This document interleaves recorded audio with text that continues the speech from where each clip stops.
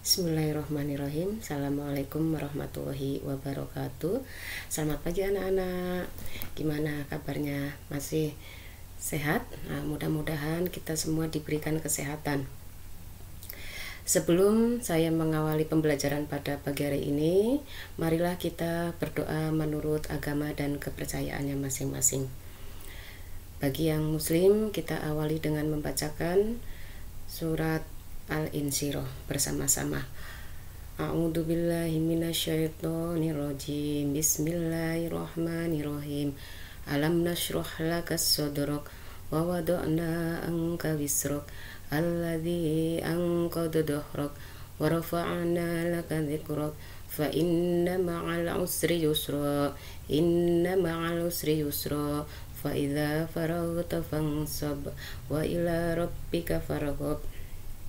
Sadaqallahul adzim. Mudah-mudahan dengan bacaan tadi kita diberikan kelancaran dan keberkahan di dalam pembelajaran kali ini. Hari ini saya akan memperkenalkan terlebih dahulu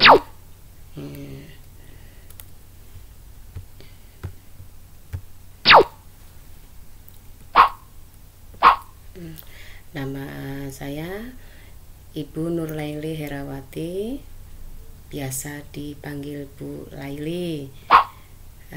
Bu Laili di sini mengampu pendidikan agama Islam dan budi pekerti, dan alhamdulillah diberi kepercayaan untuk mengajar di kelas 8E dan F serta kelas 9A sampai F. Alamat Ibu Perum BRD Residence Jalan Dahlia nomor 7A Pekalongan. Ini nomor telepon Ibu 0823 1313 5457. Ya, kali ini Ibu akan membahas tentang sekitar coronavirus dan COVID-19. Siapa yang tahu tentang coronavirus dan COVID-19? Ini sudah membooming sejak bulan Desember tahun 2019.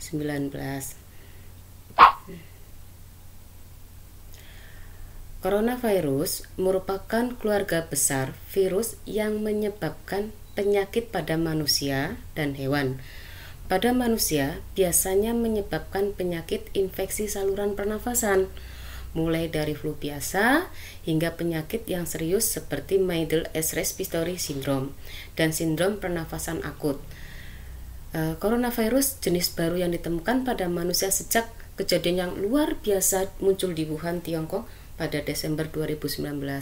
Kemudian diberi nama Severe Acute Respiratory Syndrome Coronavirus 2. Dan penyakit ini menyebabkan penyakit coronavirus disease 19 atau terkenal dengan COVID-19. Jadi intinya bahwa penyakit ini berasal dari kota Wuhan di negeri Cina yang menyebabkan saluran nafas kita menjadikan sesak. Nah, sekarang karena saking memboomingnya wabah yang sudah menjadikan mendunia, orang banyak berpikir apakah dengan adanya virus yang datang dari kota Wuhan ini ada obatnya. Nah, ternyata hingga saat ini bulan Maret 2020 vaksin dan obat untuk COVID-19 masih dalam tahap penelitian. Berarti obat yang sebenarnya untuk menangkal virus belum ada. Nah, yang kedua, pengobatan masih berupa pengobatan sportif, dalam artian hanya untuk mempertahankan daya imun tubuh kita. Nah, sekarang apakah hewan peliharaan dapat menurunkan COVID-19? Kita yang punya hewan peliharaan di rumah seperti burung, kucing, apakah dapat ditularkan juga melalui hewan-hewan peliharaan kita? Ya. Badan Kesehatan Dunia WHO menyatakan bahwa COVID-19 tidak dapat ditularkan dari hewan peliharaan apapun, baik itu anjing maupun kucing, Karena apa? Dasar ilmiah mendukung penyebaran COVID-19 yang lewat hewan peliharaan. Namun Anda tetap perlu menjaga kebersihan dengan rajin mencuci tangan ya sampai sela-sela ini dan setelah melakukan kontak dengan hewan peliharaan kita. Misalkan kita habis menggendong kucing, habis memberi makan burung. Nah, sebaiknya sebelum kita melakukan aktivitas yang lain, kita harus terlebih dahulu mencuci tangan kita.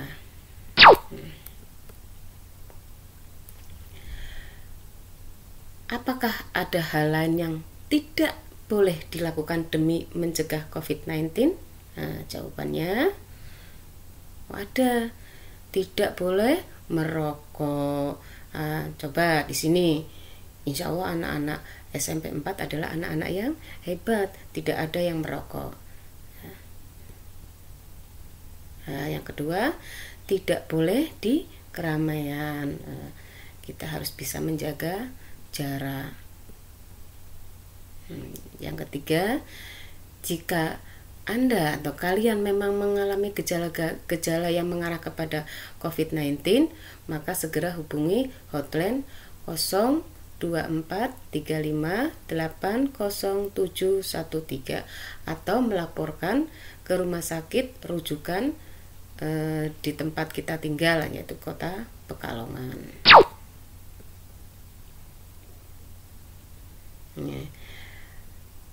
Apakah antibiotik efektif mencegah atau menangani COVID-19? Tadi seperti sudah dijelaskan di awal ya, bahwa antibiotik itu belum bisa menangani COVID-19 karena antibiotik itu bukan melawan virus tetapi melawan bakteri. Ya, ini antibiotik tidak boleh digunakan untuk mencegah atau mengobati COVID-19. Antibiotik hanya digunakan sesuai arahan dokter untuk mengobati infeksi bakteri. Nah, selanjutnya gejala dan cara pencegahannya. Kita tidak usah perlu takut sampai tidak bisa melakukan aktivitas yang lain. Sekarang kita harus waspada karena kita itu harus bersahabat dengan yang namanya virus corona, sehingga kita selalu hidup sehat, hidup bersih dan selalu berhati-hati. Tetapi kita harus tahu gejalanya apa sih kalau kita itu terinfeksi oleh virus corona. Nah, gejalanya pada tahapan awal itu terjadi demam disertai batuk dan flu. Nah, pada tahapan kedua selanjutnya suhu badan menjadikan panas, demamnya sampai mencapai 30 derajat ke atas. Nah, kalau sudah suhu badan kita sudah 38 derajat ke atas dan disertai batuk pilek, nah kita harus segera ke dokter. Karena pada tahap minggu kedua ini, maka saluran pernafasan kita betul-betul menjadikan lemah, ada gangguan pernafasan menjadikan sesak. Ini berarti sudah mengarah kepada gejala virus corona.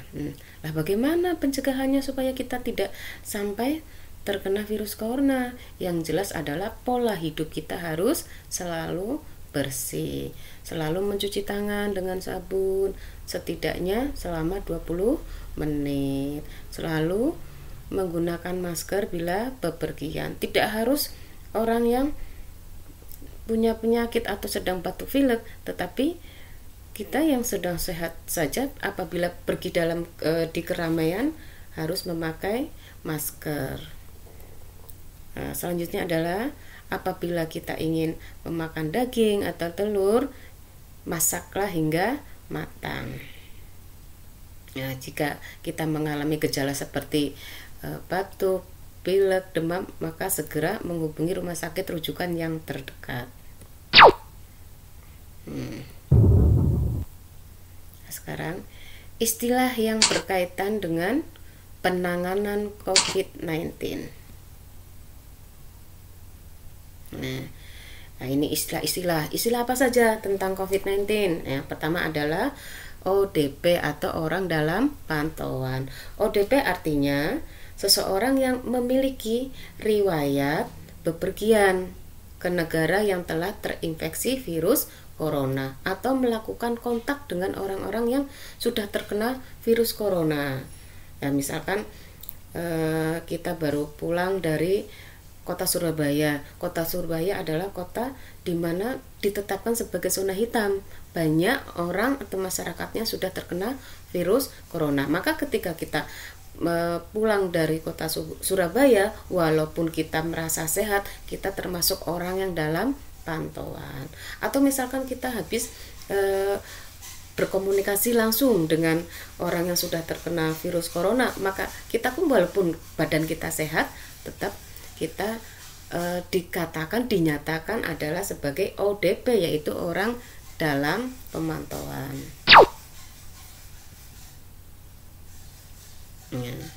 Yang kedua adalah PDP atau pasien dalam pengawasan. Apa itu PDP? Coba kita perhatikan ya di layar. PDP adalah pasien yang menunjukkan gejala terinfeksi virus corona. Misalkan kita sedang demam, batuk, pilek, dan sesak napas. Walaupun kita belum dicek kita terkena positif corona, tetapi kalau kita mempunyai gejala demam, batuk, pilek, apalagi disertai sesak napas, kita termasuk orang-orang atau pasien dalam pengawasan. Nah, pasien dalam kategori ini perlu mendapatkan pengawasan dari tenaga medis sebab mereka sudah masuk sebagai pasien yang perlu mendapatkan pengobatan.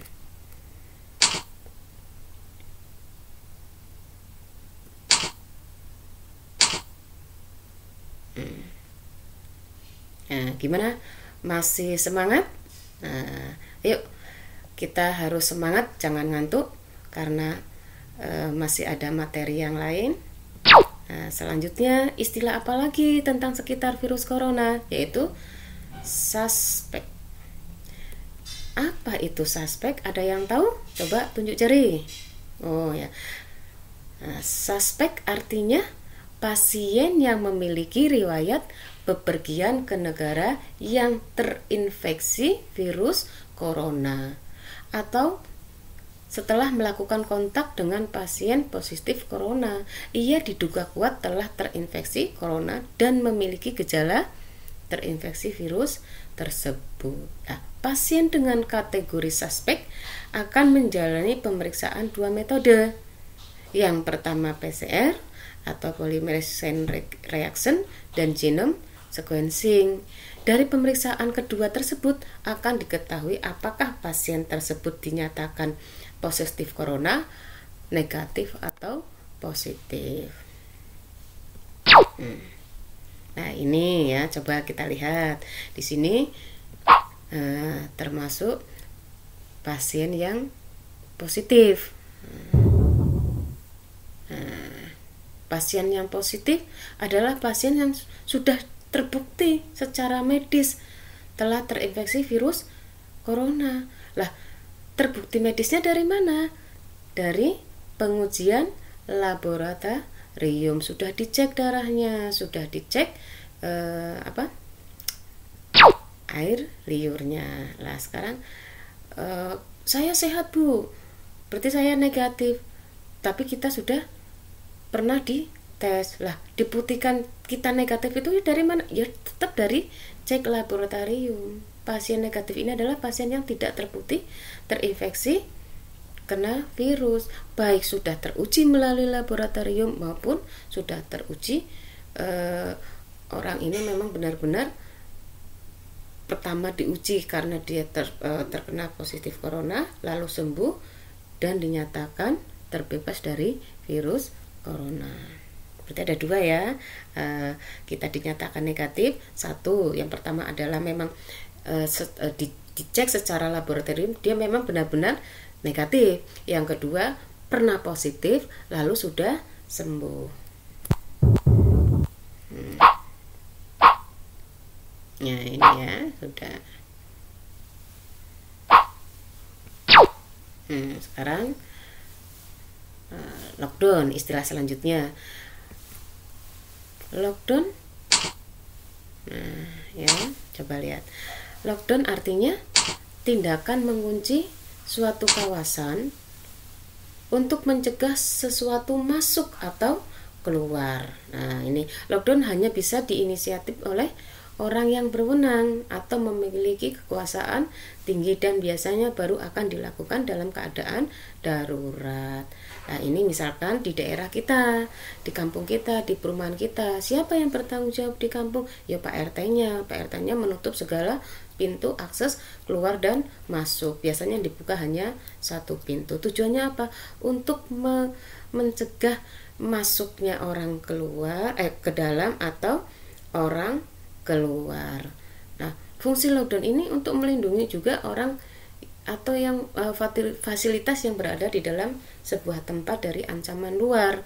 Kita khawatir pendatang dari luar datang ke daerah kita, dan kita pun juga mengkhawatirkan orang-orang kita yang keluar, dikhawatirkan keluarnya itu nanti begitu keluar masuk kembali membawa virus. Makanya lockdown ini juga di dalam pandemi ini sangat sekali diperlukan. Selanjutnya adalah social distancing. Social distancing adalah menjaga jarak sosial paling tidak sejauh 2 meter. Nah, ini makanya diadakannya masa pengenalan lingkungan secara daring. Tujuannya apa? Supaya kita tidak berkumpul di keramaian. Sebab kalau kita berkumpul juga kita harus menjaga jarak 2 meter. Tidak boleh berdekat-dekatan. Tujuannya apa? Tujuannya agar kita terhindar dari virus corona. Kita tidak tahu siapa teman yang di dekat kita, tidak saling kenal mengenal ataupun sudah kenal, ternyata dia sudah terinfeksi virus corona. Ya, nih jaga jarak.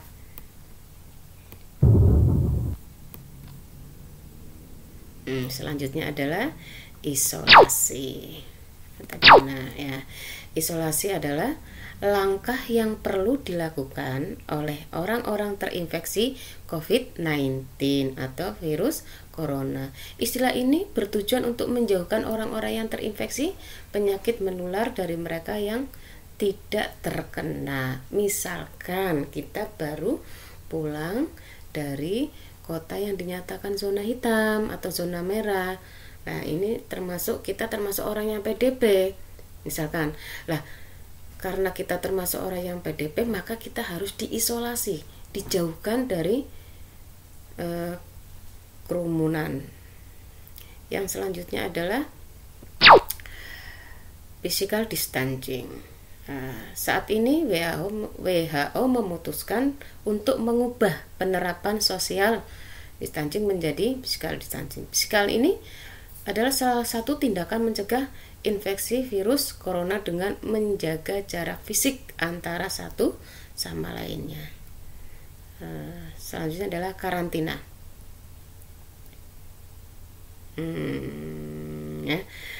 Menurut WHO, karantina ditujukan bagi orang-orang yang sehat atau telah terpapar virus corona tetapi tidak bergejala. Dengan melakukan karantina, seseorang yang mungkin terpapar tidak akan menularkan penyakit tersebut kepada orang lain karena mereka tinggal di rumah. Kita merasa baru pulang dari Jakarta, kita merasa baru pulang dari Semarang, kita merasa baru pulang dari Bali. Kita sadar diri, tidak langsung kita pergi kemana-mana, tapi kita berdiam diri, karantina di rumah selama 2 minggu.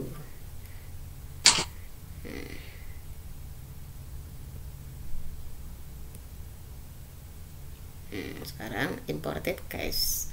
Menurut Kementerian Kesehatan RI, imported case adalah kasus penularan COVID-19 atau virus corona yang menimpa seseorang yang baru kembali dari luar negeri. Jadi orang tersebut tertular wabah saat berada di luar negeri asalnya. Contoh TKW atau TKI, mereka bekerja di luar negeri, di sana mereka sudah terkena virus lalu pulang ke Indonesia, berarti orang ini sudah membawa virus dari negeri asal mereka bekerja.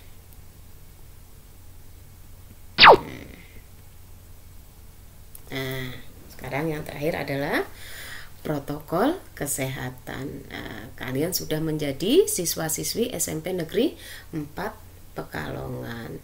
Apa saja selama pandemi kita belajar secara luring maupun secara daring, maka kita harus memperhatikan protokol kesehatan SMP Negeri 4. Nah, yang pertama bahwa kewajiban seluruh warga SMP Negeri 4, baik itu siswa, guru, karyawan tata usaha, ya, semuanya itu harus mematuhi aturan protokol kesehatan. Nah, begitu memasuki lingkungan sekolah, wajib memakai masker dan mencuci tangan. Nah, di depan sudah disediakan itu ya, banyak tempat cuci tangan, silakan. Wastafel sudah tersedia di kelas, sabun, hand soap semua juga ada tersedia di kelas masing-masing. Yang ketiga adalah menjaga jarak. Nanti tempat duduknya minimal jaraknya 2 meter ya, atau begitu ada bel atau guru belum masuk, tolong jangan berkerumun. Istirahat pun jangan berada di kantin selama masa pandemi. Oke. Nah, sudah selesai ya. Ada pertanyaan? Nah, kalau dianggap cukup, selamat belajar. Tetap menjaga kebersihan dan kesehatan, karena kebersihan sebagian daripada iman. An-nadhafatul minal iman, at-tahuru satrul iman. Ya, terima kasih. Wassalamualaikum warahmatullahi wabarakatuh.